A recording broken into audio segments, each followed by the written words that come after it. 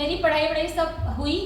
और जब कॉलेज की बारी आई, क्योंकि पढ़ने में अच्छी थी, बहुत अच्छे कॉलेज में मेरा एडमिशन हुआ, बट हुआ ये कि वहाँ पे कोएड था, यानी लड़के लड़कियाँ साथ पढ़ते। तो हमारे घर में लड़के लड़कियाँ साथ पढ़ना अलाउड नहीं है। और मैं गर्ल्स स्कूल में ही पढ़ी पूरा। और मेरे फादर साहब बहुत ही अच्छे बिना बोले हिटलर थे। मतलब मैं उनके लिए कोई नेगेटिव वर्ड नहीं बोल सकती, क्योंकि वो थे ही नहीं कुछ भी, ना वो डांटते थे ना कुछ, बट उनका रॉब ऐसा था कि भाई कुछ बोले ही बगैर ही वो, मतलब जो बोले उससे पहले समझ जाओ बिना बोले ही। तो ऐसे वाले मेरे फादर साहब थे। और जब उनसे मतलब बातचीत हुई कि भाई इसका बड़ा अच्छे कॉलेज में एडमिशन हुआ है, और बाई चांस मैत्री कॉलेज है वहाँ पर, वहाँ मैंने अप्लाई किया था, वहाँ नहीं हुआ, वो गर्ल्स कॉलेज है तो वहाँ नहीं हुआ। मैं वेंकटेश्वर कॉलेज, बहुत अच्छा कॉलेज है, वहाँ पे मेरा एडमिशन हुआ और मैंने वहाँ पे पढ़ाई शुरू कर दी। और मेरे फादर साहब ने बोला चल पढ़ने में अच्छी है और सब बात मांगती है तो इसको कर देते हैं, एडमिशन वहाँ ले लिया।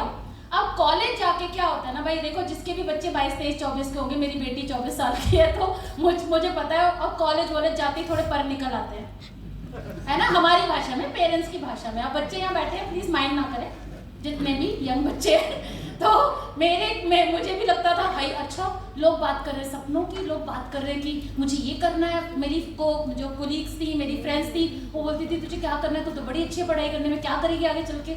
यहाँ कुछ पता ही नहीं क्या करना है, क्योंकि कभी बात ही नहीं होती थी ये कुछ करना भी है। बस चल रहा था, पढ़ाई चल रही थी, तो एडमिशन ले लिया था। उसके बाद आया सेकेंड ईयर। कई बार क्या होता है ना लाइफ में, छोटा सा ही एक वाक्या आपको जिंदगी के बड़े मोड़ की तरफ ले जाता है।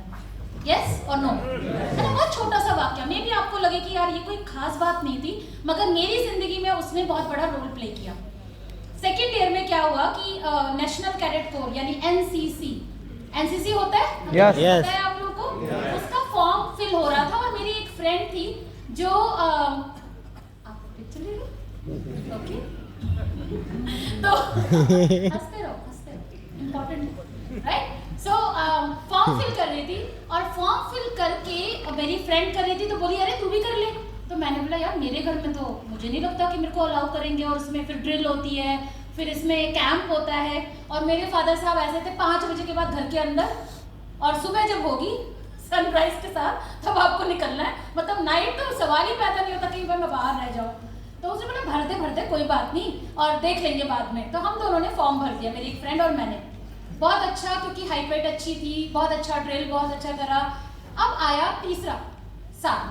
अब तीसरे साल में एनसीसी सी सर्टिफिकेट लेने के लिए, जितने भी लोग समझते होंगे एनसीसी को, बड़ा अहमियत रखता है सी सर्टिफिकेट, उससे काफ़ी जॉब अपॉर्चुनिटीज होती है। तो मेरे को लगा कि यार इतना मेहनत करती हूँ, ड्रिल में इतनी मेहनत लगती है, तो करना चाहिए। तो मेरे सर ने बोला कि भाई एक कैंप जा रहा है आसाम, और इसमें तू चल, क्योंकि वो बाय डिफॉल्ट ज़रूरी है और तुझे करना पड़ेगा, तब तेरे को सी सर्टिफिकेट मिलेगा। मैंने तो सोचा भैया पापा से तो बोल नहीं सकते इस बारे में, मतलब रात को 1 हफ्ते के लिए बाहर रहना मतलब इम्पॉसिबल। बट ठीक है, क्योंकि जब आप मेहनत करते हो ना किसी चीज़ के लिए, तो थोड़ी सी हिम्मत आ जाती है। तो बस पापा के सामने गई मैं, और मैंने बोला पापा जो ग्रेजुएशन कर रही हूँ ना मैं, फाइनल ईयर है, और फाइनल ईयर में ग्रेजुएशन पास करने के लिए ये जो सर्टिफिकेट लेना कंपलसरी है, और इसके लिए 1 हफ्ते का टूर जाएगा वो कंपलसरी है, जबकि ऐसा कुछ था ही नहीं। हिम्मत आ गई, ग्रेजुएशन इंपॉर्टेंट था। तो मैंने झूठ बोला और घुमाया फिराया, जो बच्चे आजकल करते भी हैं, हमने भी अपने जमाने में किया, है ना। बट थोड़ा सा ट्विस्ट किया, तो पापा ने कुछ बोला ही नहीं। पापा ने बोला ला फॉर्म दे, भर दे, तो ला फॉर्म दे, मैं साइन कर देता हूँ। तो उन्होंने साइन किया और कुछ बोला ही नहीं। मैं बड़ी शॉक्ड हो गई। मैं शॉक इसलिए हुई कि मैंने फर्स्ट ईयर कैंप को अपने आप से मना कर दिया, पापा नहीं जान देंगे, पापा नहीं जान देंगे। सेकेंड ईयर पापा नहीं जान देंगे, पापा नहीं जान देंगे। थर्ड ईयर क्योंकि बंदूक रखी गई कि भी कर ले अब तो बोल, और थर्ड ईयर में पापा ने मना नहीं किया। एक चीज मैंने सीखी वहां से कि बिना बोले, बिना कोई चीज ट्राई किए मैं जिंदगी में कभी भी अपने आप से डिसीजन नहीं बनाऊंगी। और वो समय था, बहुत छोटी बात है, पर वो समय था जहां पर मैंने हर चीज को पहले कोशिश करी कि मैं उसको करके देखना चाहूंगी। उससे पहले मैं डिसीजन नहीं बनाऊंगी, चाहे फेल हो या पास हो, does not matter at all, right. So वहां से शुरुआत हुई। एंड धीरे धीरे मैंने अपनी ग्रेजुएशन कंप्लीट करी। ग्रेजुएशन फाइनल ईयर में मैं मिली अपनी जिंदगी के बेस्ट इंसान से, और वो है सिद्धार्थ जी। और मैं हमेशा इसलिए ये बात बोलती हूँ क्योंकि एक्चुअली मैं सपने वर्ड की जो कीमत है ना, मैंने सिर्फ इस व्यक्ति से सीखी है, वो है सिद्धार्थ। वो जब अब मैं मतलब बहुत शॉर्ट में बोलूँगी क्योंकि मैं ट्रेनिंग आज मैं ज़्यादा बोलना चाह रही हूँ ट्रेनिंग के विषय में, बट जब भी मैं उनसे मिलती थी और जब भी उनसे बात होती थी, उनके सपने इतने बड़े बड़े होते थे तो मुझे लगता था ये मुंगेरी लाल के हसीन सपने दिखा रहे हैं।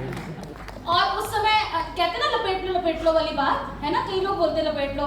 रीजन क्योंकि हर बारी वो आते थे स्कूटर पे 100 रुपए मम्मी से लेके पेट्रोल डलवा के, और मेरे से बात करते थे, यार अपन लोग चलेंगे मर्सिडीज होगी अपने पास में, और अपने पास में स्विट्जरलैंड चलेंगे यार, चिंता मत कर, बस यही सब होगा, अपनी लाइफ ऐसी होगी वैसी होगी वैसी होगी। तो अब क्या करेगी लड़की बेचारी, क्या ही करेगी, उसको डिसहार्टन करेगी या चुपचाप सुन लेगी ना, क्योंकि दिल भी रखना होता है।